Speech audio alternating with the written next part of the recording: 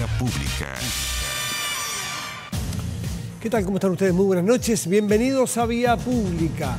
Hoy, lunes, el gobierno presentó un nuevo paquete de ayudas económicas para enfrentar el aumento en el costo de la vida. Todo en el marco del Plan Chile Apoya, que partió en marzo. Esto es un complemento a ese programa. La primera medida es la extensión del IFE laboral hasta el tercer trimestre del año para potenciar la reactivación económica y la generación de empleos. También se ampliará el subsidio laboral Protege hasta fin de año. Además, se extenderán las licencias de postnatal que estén próximas a vencer hasta septiembre, cuando termine el estado de emergencia sanitaria. Finalmente, y que probablemente lo más novedoso del anuncio, el mandatario señaló o dio a conocer este bono de invierno Chile Apoya, cuyo monto ascenderá a los 120.000 pesos para 7,5 millones de personas, es decir, cerca de 4 millones de familias. Este beneficio no será excluyente a otros bonos, como el aporte familiar permanente o el bono de invierno de adultos mayores. Es por una sola vez. Sin embargo, para su entrega, el proyecto deberá contar con la aprobación del Congreso. Por eso el jefe de Estado llamó a que los parlamentarios entreguen su respaldo a la iniciativa. Hoy, parlamentarios de la UDI, de la oposición, comprometieron su ayuda siempre y cuando sea pronto, que sea esta semana. Decía, de hecho, un diputado UDI, nosotros estamos disponibles para votarlo y aprobarlo. ¿Quién podría negarse? Dicen, este miércoles, y podría estar ya aprobado.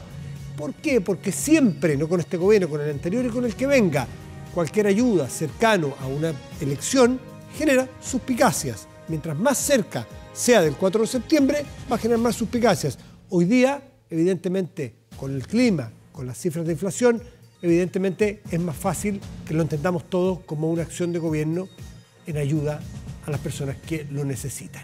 Vamos a la mesa de conversación.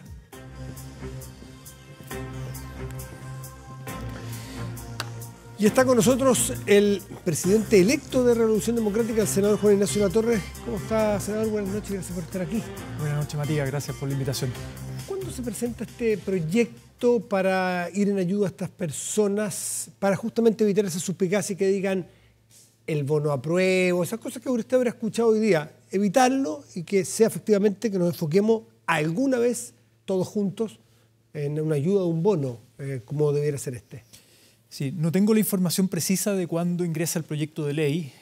Yo estoy de acuerdo en que sea lo antes posible porque el foco es más bien social, es una política social paliativa en un contexto de alza del costo de la vida, invierno. En un momento fue el bono parafina de un gobierno anterior y ha habido bonos. Absolutamente, sí. Y esto es parte del Plan Chile Apoya, que como hoy día lo explicaba el ministro Marcel, a mí me tocó acompañar al presidente ahí en Quinta Normal. El ministro Marcel decía, el Plan Chile Apoya tiene un diseño que es flexible, que se va adaptando a las necesidades, que se comprometen más recursos, 1.200 millones de dólares extra, a propósito de la operación renta, donde el Estado recauda, una buena recaudación y por tanto de responsabilidad fiscal, pero básicamente esto se venía conversando hace semanas ya con distintas bancadas respecto a la necesidad de una ayuda especial focalizada, sobre todo, bueno, es 7,5 millones de personas, el bono de 60% más pobre de la población. Exactamente, y hay otros beneficios que tienen que ver con jefaturas de hogar en el fondo, o el tema del postnatal, ¿no? En el fondo hay distintos instrumentos, algunos son transferencias monetarias.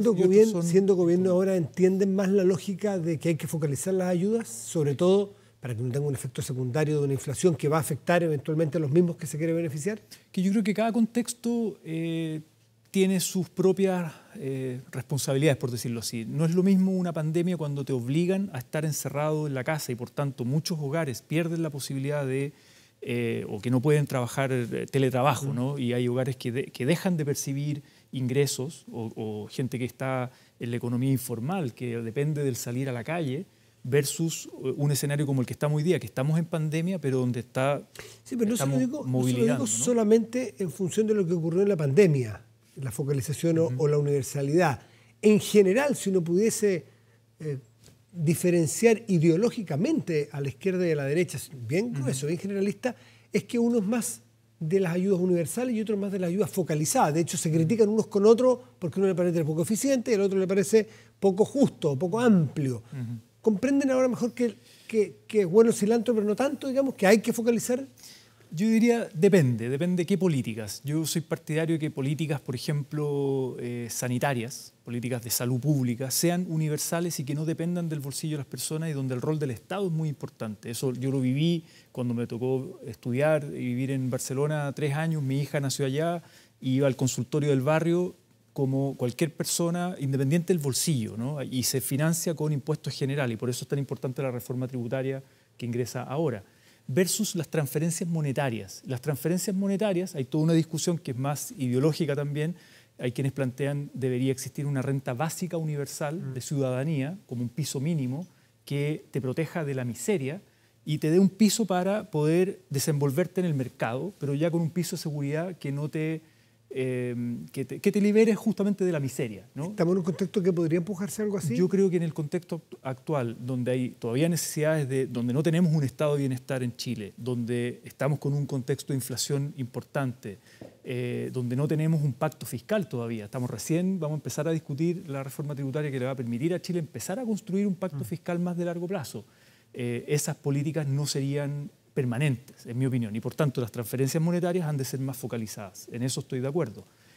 Pero más aún cuando vivimos contextos de invierno, de alza del costo de la vida, tienes que combinar, por un lado, decir, me hago cargo de la inflación, pero por otro lado también llego con ayudas sociales a las familias que están padeciendo ese costo de la vida, porque las familias de más alto ingreso no padecen necesariamente el aumento de... Chile sufre una inflación, no es el único país del mundo, que duda cabe, pero estamos entre los países de Latinoamérica que tiene más alto nivel de inflación. Eso podría explicar que hay un factor exógeno y también hay un factor endógeno, o sea, doméstico, local. ¿Ustedes reconocen que hay una incertidumbre, que hay que hacerse cargo de ella, incertidumbre política, que está afectando a la inflación y por ende a los ingresos reales de los más pobres? Yo tiendo a explicar la inflación, como tú bien dices, Matías, una parte es externa, todo lo que está ocurriendo, la guerra Ucrania, y que además, exacto, y que además nosotros estábamos en campaña y no sabíamos que iba, o sea, esa guerra explota en el verano, ¿no? 24 de febrero. Exactamente.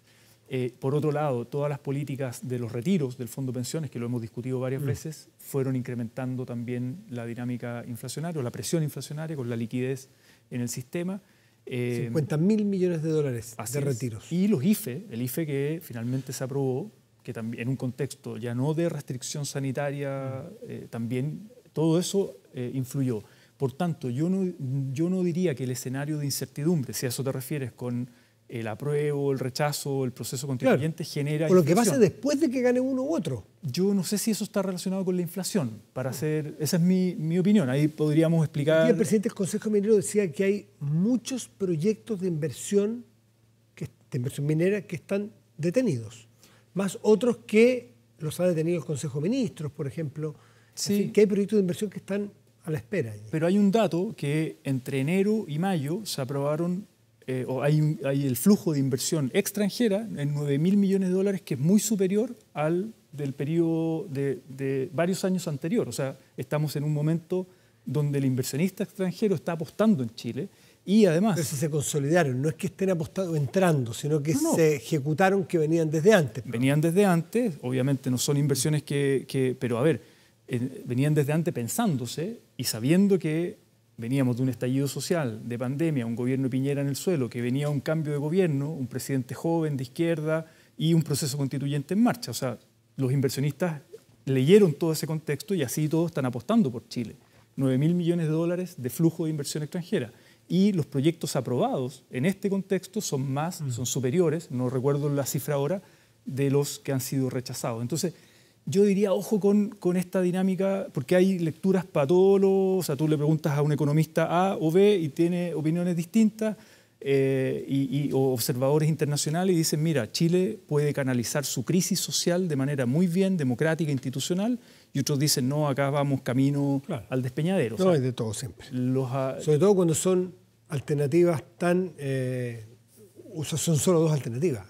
A y B. No es que hay como una elección que hay muchos matices, hay segundas vueltas. No, aquí es binario, súper binario. Nos jugamos un momento histórico de cambios con un proceso constituyente democrático, con un texto que está ahí sobre la mesa y que la gente lo tendrá que... Al respecto de las alternativas binarias de la papeleta, no es binario si uno escucha a los analistas o a los actores políticos, porque hay apruebos con apellido y hay rechazos con apellido. Por lo tanto, esa situación binaria se transforma en escala de grises, ¿no es cierto?, en la realidad.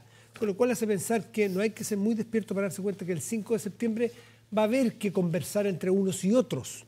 ¿Qué le parece en ese contexto la propuesta de nuevo acuerdo por la paz y la Constitución, y nueva Constitución que plantea el presidente de la Cámara de Diputados?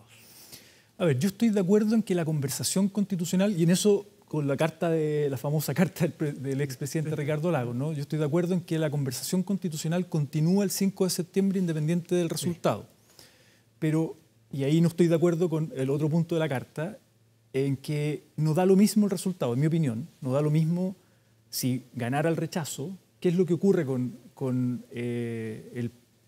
un posible escenario del triunfo del rechazo, es que queda en manos del actual Congreso las reformas a la nueva Constitución, porque nadie dice cuál va a ser el mecanismo. Algunos dicen, no, hay que plebiscitar, que la gente elija entre una comisión de expertos, entre el Congreso o una nueva convención. La gran mayoría quiere una comisión de expertos, curiosamente, según la última encuesta Criteria, pero en fin. Si es que le creemos a la encuesta tal cual lo que dicen, pero bueno. Hay encuestas serias y hay 5 o 6 encuestas que son bien serias, y esa es una de las que ha demostrado ser seria. Claro, pero la última consulta que se le hizo a la ciudadanía... Pero es una encuesta, no es una realidad. No, de acuerdo, por eso, o sea, el plebiscito de entrada demostró una realidad que el 80% prácticamente de la población dijo que era nueva Constitución y además con un mecanismo de una convención 100% elegida por la gente.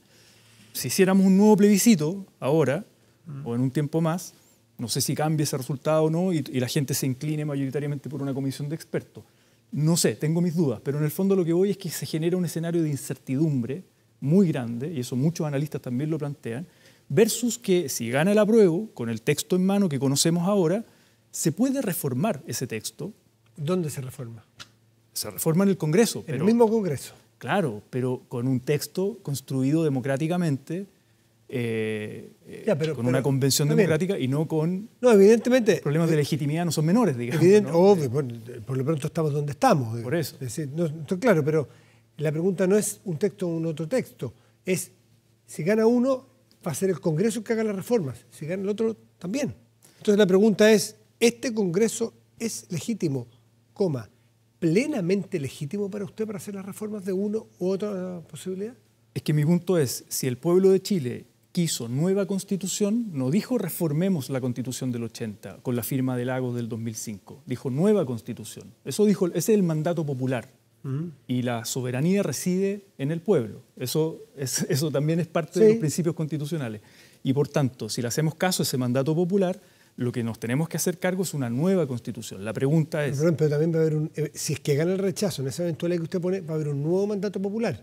¿Tiene la misma validez que el primer mandato popular o menor? O sea, el mandato popular sería que rechazamos este texto. Sí. ¿No? Si es que pasa eso. Si es que pasa eso. Escenario. Exactamente. Yo creo que va a ganar el apruebo. Pero si llegara a ganar el rechazo, el mandato sería este texto que se presenta no nos gusta. ¿Ya? ¿No es cierto? Entonces, pero la gente ya dijo quiero nueva Constitución. Entonces, ¿pero un mandato no supera el otro mandato? Yo creo que hay un mandato, y porque, a ver, si acá no estamos en una discusión teórica, filosófica o de principios pero es práctica, porque esto se va a discutir el día 5, en la eventualidad que gane el rechazo, que está bastante pareja la cosa y va a ser cerrada. Exacto, pero la pregunta es cómo salimos de una crisis. Esa es la pregunta de fondo. Si el proceso constituyente y el acuerdo del 15 de noviembre no es porque se le ocurrió a un presidente de turno de la Cámara, es porque había un conflicto social profundo, una fractura social profunda, que fue la revuelta popular, ¿no? Eso es lo que lleva al sistema político a decir, hagamos un proceso constituyente con hoja en blanco, con plebiscito de entrada, con elección de convencionales y plebiscito de salida. Y esas son las reglas del juego que nos definimos. Entonces, que el presidente de la Cámara hoy día de turno tiene todo el derecho a decir lo que se le ocurra. Si él está... ¿Usted suscribiría un nuevo acuerdo de paz? Hoy día no, ahora no. ¿El presidente Boric, que en su momento no fue respaldado por ustedes, cree que participaría? No, pero es que lo que quiero explicar, Matías, para dejarlo claro, no es ahora a 2 meses del plebiscito. Yo creo que hay que esperar el plebiscito porque son las reglas del juego que nos hemos dado y el 5 de septiembre, según los resultados, conversemos. ¿Y si es tarde? Pero estar planteando, ¿pero por qué va a ser tarde? Si el mandato popular es lo que... O sea, dejemos a la gente, uno, ¿En qué puede afectar el resultado del hacer un acuerdo a priori para que la gente libremente vaya a votar el 5? Porque si gana el apruebo no va a pasar nada. Y usted dice que es lo más probable y además que lo que usted quiere ganar el apruebo. Entonces, ¿dónde está el temor a hacer este acuerdo? ¿En qué perjudica el triunfo del apruebo un acuerdo de paz y nueva constitución? Pero si ese acuerdo ya se hizo, ¿para qué hacer otro? Esa es mi pregunta. A 2 meses de un plebiscito donde la gente tiene que leer el texto primero, recién se entregó el 4 de julio. Porque lo probable es que no sea 80-20, lo probable es que sea 55-45, por ejemplo. La regla, si es muy apretado el resultado, obviamente habrá que tener una conversación el 5 de septiembre en adelante, decir qué aspectos son los que generan más críticas, más dudas, porque no sabemos, la gente no es que la gente que vota rechazo diga, mira, no me gusta el texto, tal capítulo o tal otro. Claro, es difícil saber. Es difícil saber, tal vez no me gustó el proceso, los convencionales, es muy difícil saber, ¿no? Entonces, la pregunta es, ¿por qué a 2 meses del plebiscito, donde la gente se tiene que pronunciar, donde tiene que haber un debate sobre el texto, vas a estar confundiendo a la ciudadanía con un acuerdo entre el Congreso actual para decir qué cosa, ¿no? Esa es lo que no me termina de cerrar a mí y de plantear lo demás antes. Es como algunos que dicen, mira, aprovechemos ahora de bajar el quórum de los 4/7, rapidito, hagámoslo rápido, ¿no? Porque si usted vota rechazo, no importa, no se preocupe, nosotros vamos a hacer los cambios ahora que no hicimos en 30 años. Es como una manera de decir, una estrategia electoral, uno podría decir, a favor del rechazo, ¿no? En vez de decir, mira, dejemos que la ciudadanía se pronuncie, lea el texto, converse sobre el texto, saque sus conclusiones, vote informado, vote el 4 de septiembre y veamos resultados. Juan Ignacio Latorre, presidente electo y senador de Revolución Democrática. Gracias por estar aquí, buenas noches. Gracias, Matías. Buenas noches igualmente. Chao, chao.